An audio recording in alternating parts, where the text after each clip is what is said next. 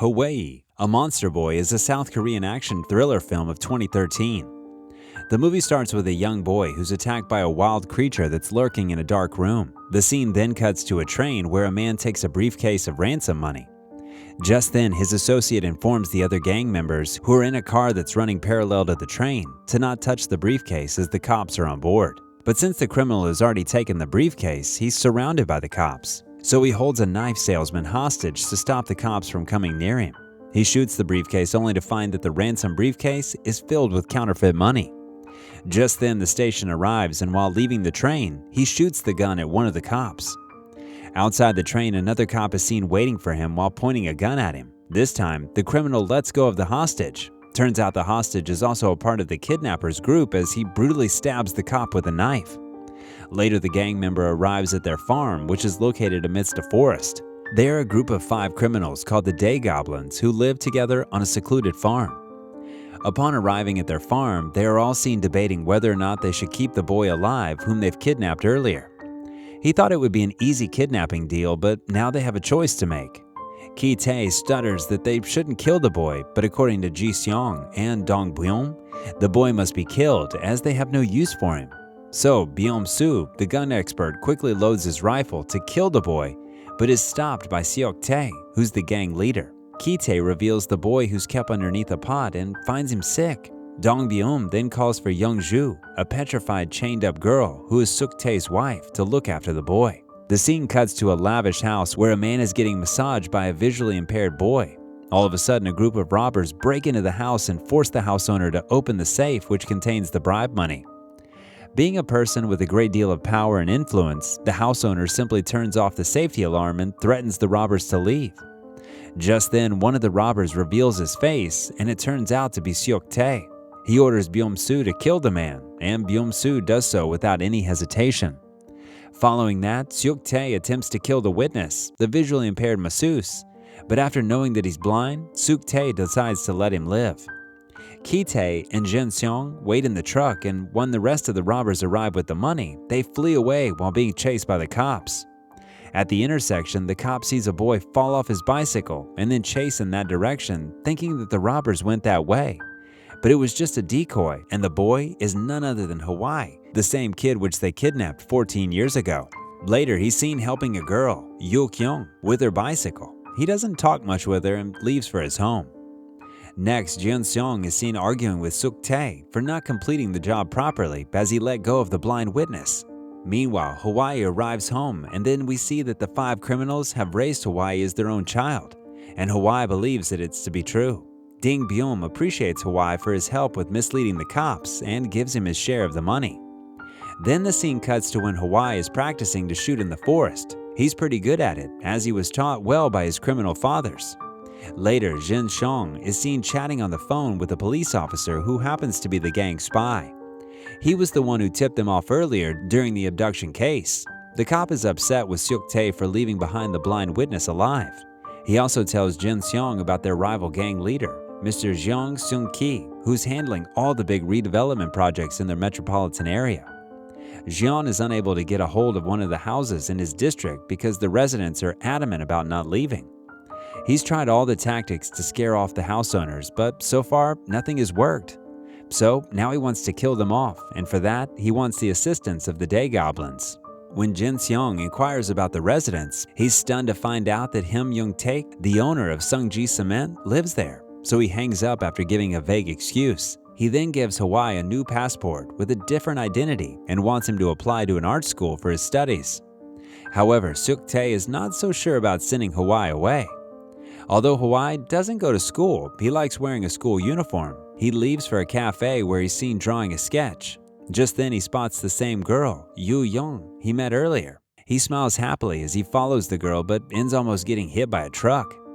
The girl later accompanies him and praises him for his outstanding sketching skills. She's also into art and wants to study photography, but since it costs a lot, her parents won't allow it.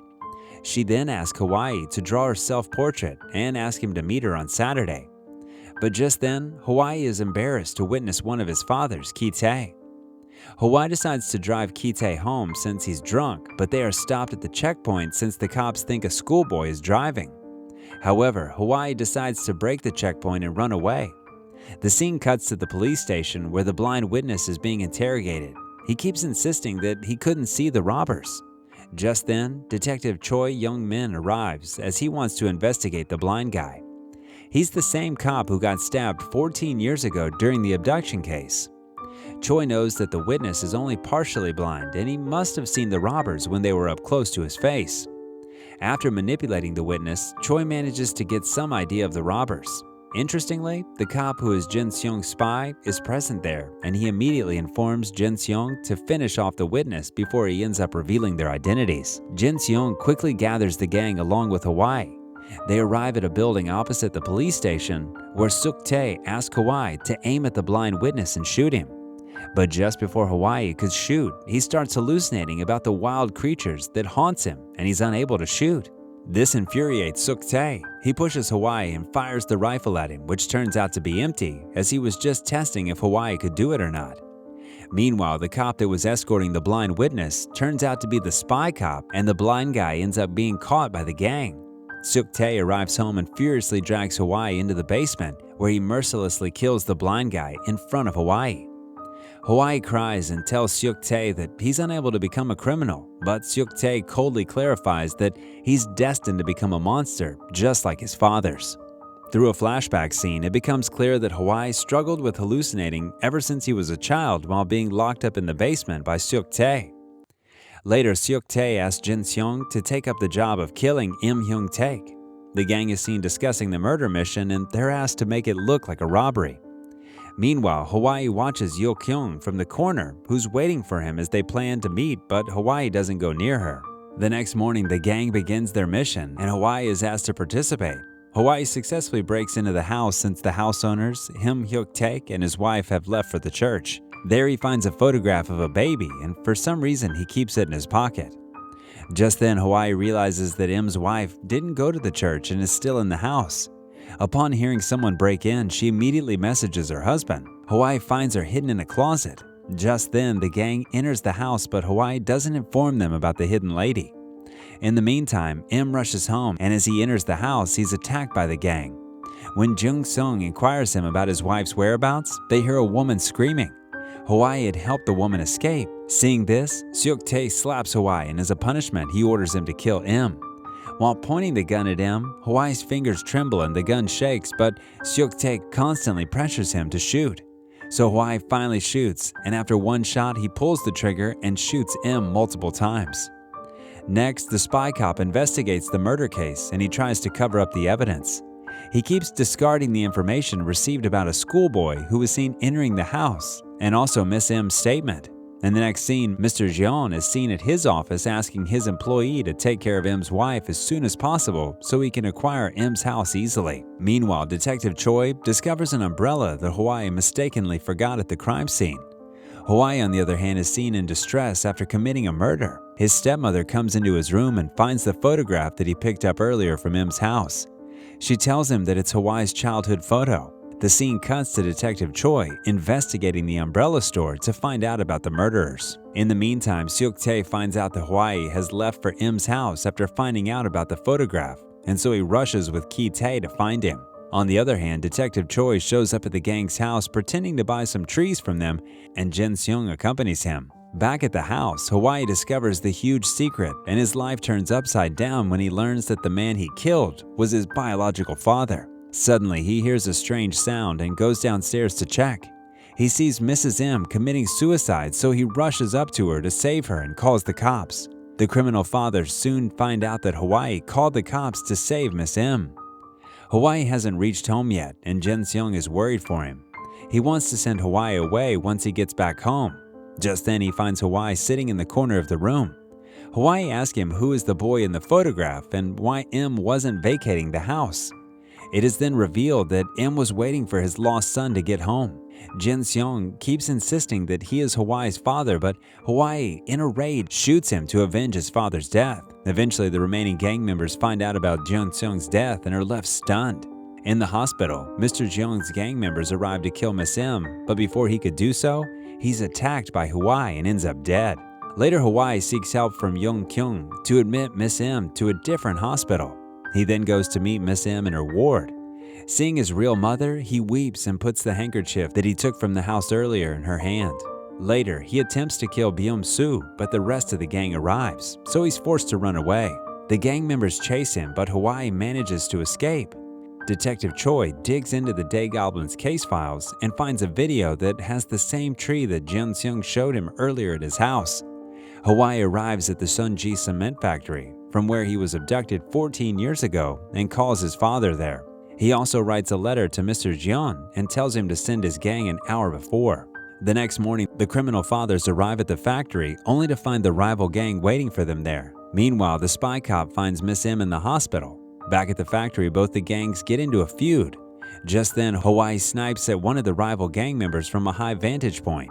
One after the other, he keeps sniping, and soon the gang members also fire on each other. Dong Byum and Byum-soo get killed in the crossfire, as planned by Hawaii. Ki-tae spots Hawaii from afar and goes to stop him. Meanwhile, the spy cop informs Seok-tae that Miss M has been found. Just when Hawaii is about to shoot Seok-tae, he's stopped by Ki-tae, who himself ends up falling to death. Seok-tae heads to the hospital to kill Hawaii's mother, and Hawaii follows him. On the other hand, Detective Choi arrives at the gang's house where he meets Young-ju. Turns out that Young-ju, Seok-tae, and Ki-tae grew up in an orphanage whose director was Im Hyung-taek's father. In the hospital parking lot, Seok-tae kills the spy cop who had taken Yu Young into custody.